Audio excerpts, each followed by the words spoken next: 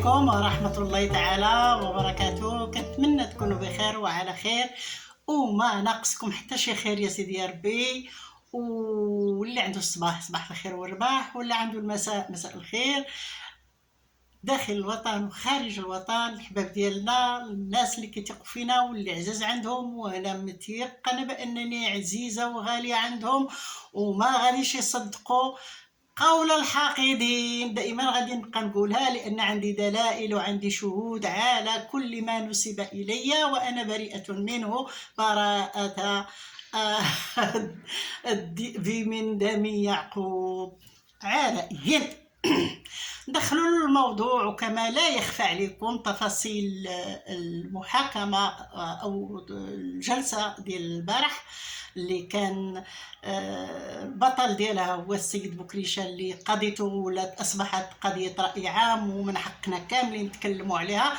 فكانت مناقشة ما جاء في ذاك الفيديو اللي خرج كيطول فيه على هيئة منظمة اللي هي مؤسسة القضاء. فكانت المساءلة ديالو طبعا من طرف الدفاع، وكذلك أقر هو بنفسه كيقر بان اقر يقر. كاين شي ناس سمحوا لي راه ماشي انا كنقول كلشي ما كيفهمش، ولكن راه كلشي كيفهم. انا هذه لغتي. على اي لغتي في هذه الشخصيه ديالي الحقيقيه، ما الشخصيات الاخرى راه حاجه اخرى. المهم هي قر بداكشي كلشي اللي تنسب ليه وما عنده لين، ما عندوش كيفاش يراوه هكا ولا هكا، لان على حسب ما سمعنا في الجلسه بان راه ذكرات واحد جوج ديال القنوات اللي هما ديال الاختين او بناتنا الله يرضي عليهم، حنان والاخرى فدوى، واللي هما طالعت عليهم ربما النيابه العامه ولا القضاه كيتفرجوا في داكشي. فكتبقى المساله ذكرت هما قالوا نسبه الى ما جاء في كذا كذا الى اخره، او شي حاجه بحال هكا. على ايين ما عنده فين يفلت لا هكا ولا هكا. والناس راه شافوا داكشي وشافوا السيد كيفاش كيطاول، وكان يهدد او يخوف حسب بالاعتراف ديالو. كان كيخوف السيده على انه واخا تمشي ما عرفت فين ما مشات ما غاديش تقضي ليه شي حاجه، لانه هو يده طويله وعنقه طويل وبطنه طويل وكل شيء عنده طويل الحمد لله، الا هو اللي قصير. على سبيل المزحة والضحك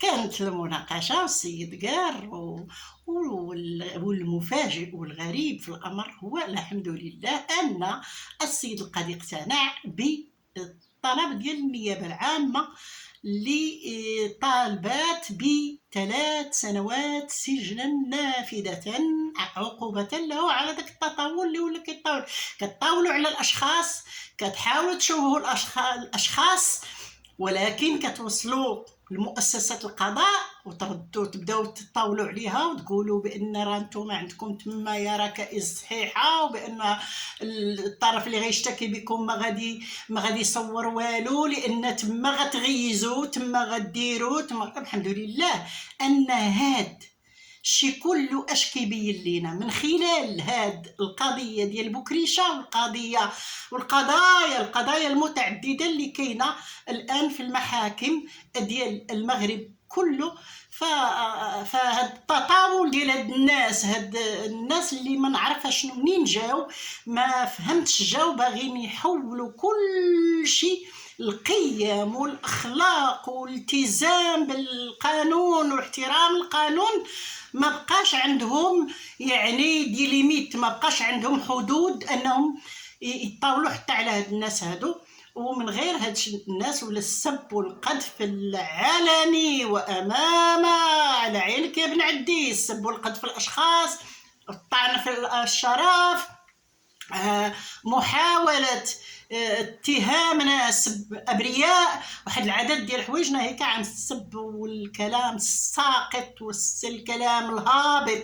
والدليل ان الحمد لله المسؤولين خداو بزمام الامور، وهذه مساله اللي كتبين لينا وكتوضح لينا على ان الناس ديال القانون اهتموا بهذا الموضوع واهتموا بمن يسيء يعني ردوا بالهم مع الناس اللي كيسيئوا السمعه ديال البلاد عن طريق هاد الفيديوهات الساقطه والهابطه من طرف واحد المجموعه ديال الجهله اللي الهم ديالهم هو المتاجره باعراض الناس لاش غنقول لكم بالكلام الساقط وبكلام واحد العدد ديال الحوايج، وكيتبعوهم واحد الناس اللي هما اكثر منهم يعني ما عندهمش قيم، ما عندهمش اخلاق، ما سوقهمش، ما شغلهمش، هما خصهم يضحكوا ويتفرجوا على هذا وقال هذا لهذا وقالت هذه لهذا وقال هذا لهذا.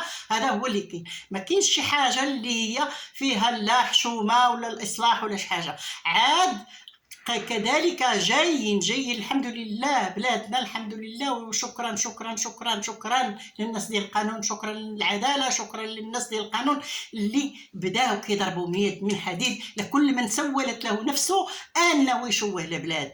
فانتم كتشوفوا قضيه ديال البنت اللي كانت دخلت المهرجان، نسيت السميه ديالها بعدا، رانا كنت هضرت على الموضوع.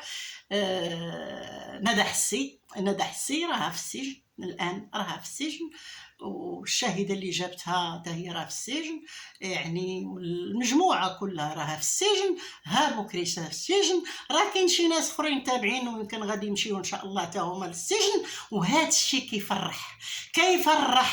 كيفرح ويثلج الصدر حتى ما يبقاش شي واحد يبدا بغيتي تنتقد من حقك، عندك حريه انك تنتقد، ما كاينش شي واحد كيمنع شي حد ما ينتقدش كيف ما بغى يكون نوعه، ينتقد ظاهره، ينتقد سلوك، ينتقد واحد الحوايج اللي حنا ما كنديروش بها، ولكن السب والقذف والتشهير والتشويه، فهاد الشيء صعب جدا تأثيره على المجتمع ككل. عاد كذلك الاتجار بالقاصرات، يعني اشنو ملي كتخرج انت قاصر وكتفتح لها قناه وكتقول لها خدمي على راسك، دخلي الادسنس بدي الفلوس، اش كتقول لها؟ كتقول القاصرات الاخرين لان كتصبح مؤثره، كتقول القاصرات بنات الناس كلهم، ولا شحال من وحده، شحال من سيده مع كامل احترامي ليها تقول لك ودي راه ولادنا ولاو كيقول لك انا بغيت بهاد القرايه، بغيت ندير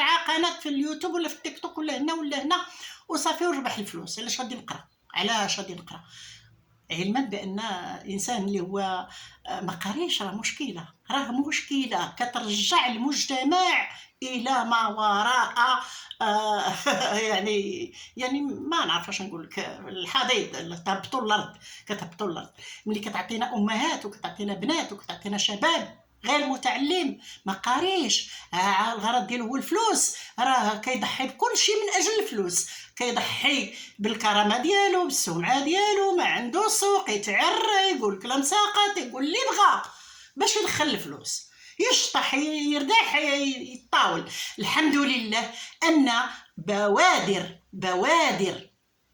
ضبط هذه الامور بدات، وانا كنشكر الناس ديال العداله، كنشكر الناس ديال القضاء، لان عيينا وتمسينا وتضربنا في السمعه ديالنا وتضربنا في واحد العدد ديال الحوايج اللي حنا ما يعني ما غاديش تاثر علينا بشكل كبير، لان كنثقوا في روسنا وكنعرفوا روسنا مزيان.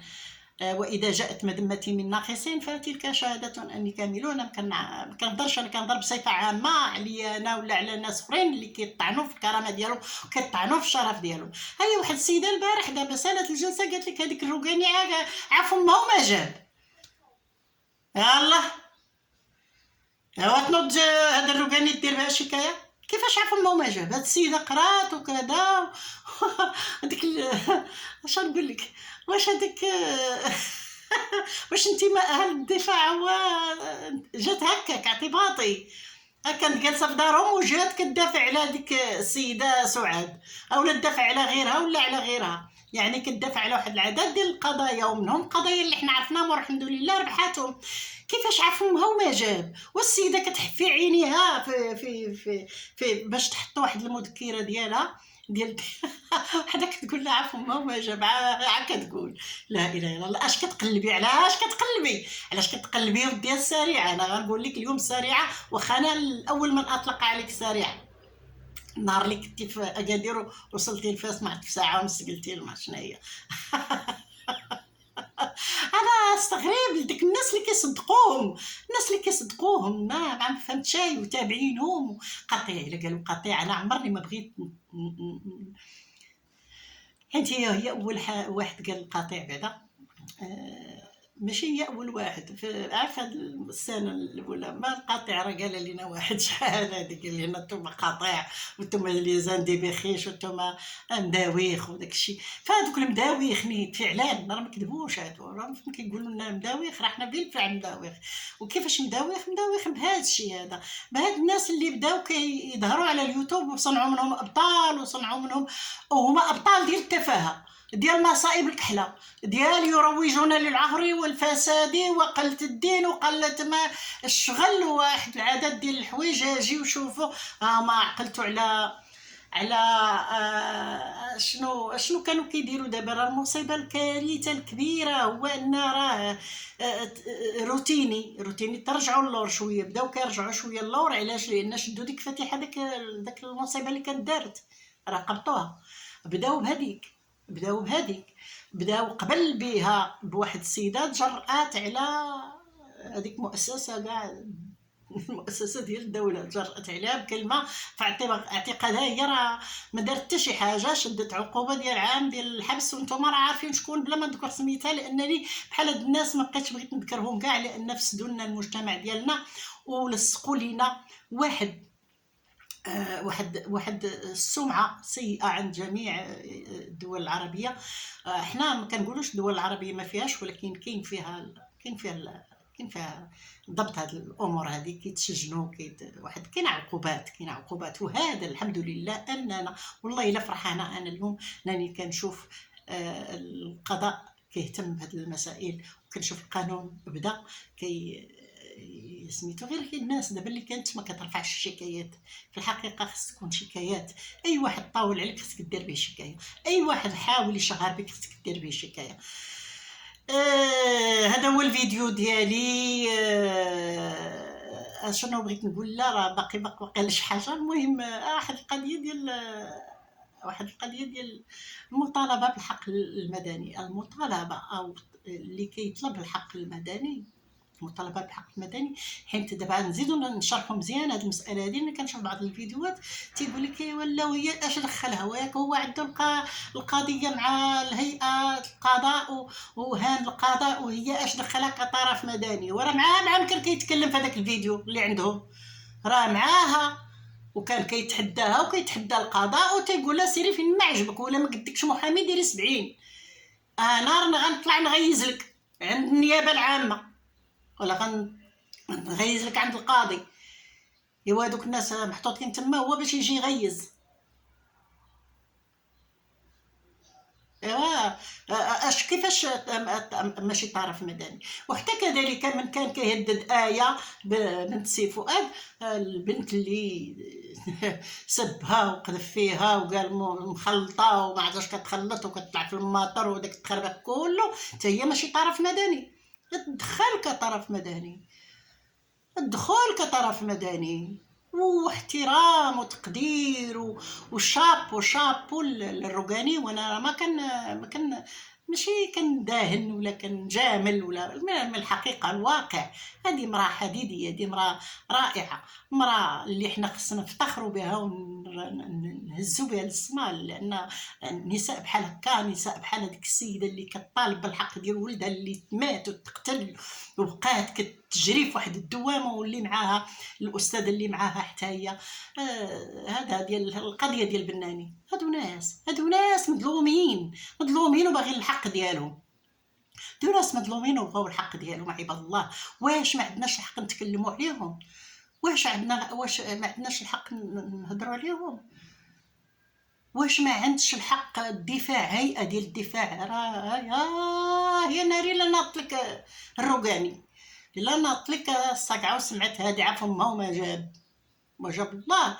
واش نادي راه فمها وما جاب راهي انا في حد ذاتها ضربتي ليها في الدبلومات ديالها، ضربتي لها في قرايتها، ضربتي لها تعب سنين، ضربتي لها بواحد العدد ديال الملفات اللي ربحاتهم واللي جابت الحق للناس. اشنو راه انت اللي فمك وما جاب واللي كتدعي بانك قاريه القانون وعارفه القانون غتقولي هاد الهضره، غتقولي هاد الكلام هذا؟ الناس لك قل لي من يدعي في العلم معرفتان كذبته شواهد الامتحان. وانت احنا عمرنا ما شفنا شي شهاده ديالك. علائيين جمعي فمك وجمعي لسانك، راه الناس تقفضوا. قانون جاي، راه اللي سولت لي نفسه انه يشهر ولا يكذب على شي حد راه كاين القانون. الحمد لله، الحمد لله ان عندنا قانون في هذه البلاد يحمينا ويحمي هذا الوطن ويحمي هذا التراب. الحمد لله الحمد لله الحمد لله. نتسناو الجلسه ديال 10 في شهر 7 ان شاء الله للحسم في قضيه هذه القضيه ديال التطاول على هيئه منظمه اللي هي مؤسسه القضاء. نتسناو هذا الحكم هذا امتى يصدر. واخا حيت شي ناس خرجوا قال لك راه مع 8 شهور ولا 9 شهور ولا شنو داكشي، ولاو كيفصلوا كيحكموا كيدافعوا الرسوم وما عرفتوا كيعترضوا منهم النيابه العامه ومنهم يلا النيابه العامه كيقولوا لا حنا بالعاميه الغراق منهم الغراق من هذيك ماشي غراق. بعدي مداولة وصافي. لا إله إلا الله. تحياتي لكم مودتي، لا زلت بصحة جيدة، لا زلت بمعنوية جيدة جدا. وللحاقدين ودوك اللي كيصيفطوا ليا في السب والقذف وداك الشيء، شوف غنقول لكم واحد الحاجة، نخليها لكم مفاجأة. كاع دوك اللي كيجيو يسبوا ويعيروا انا نخليها لكم مفاجأة ان شاء الله، ما دام القانون الى جانب كل مواطن ولا احد فوق القانون. تحياتي مودتي، ما تنسونيش من لي لايك والبارطاج، راه نعستوا شي شويه الله يرضي عليكم. لي لايك بارطاج. صوتي لن يصمت كوني مواطنة مغربية بغض النظر على اي شيء اخر. صوتي ما غاديش يسكت. لي لايك البارطاج على اوسع نطاق. تحياتي مودتي الى فيديو اخر. انتظروا الفيديو الجاي ديالي، غادي نعاود لكم على واحد المغامره جميله جدا بعيدا على هاد كل الخزعبلات هاد المصائب الكوارث اللي تخبط فيها المجتمع.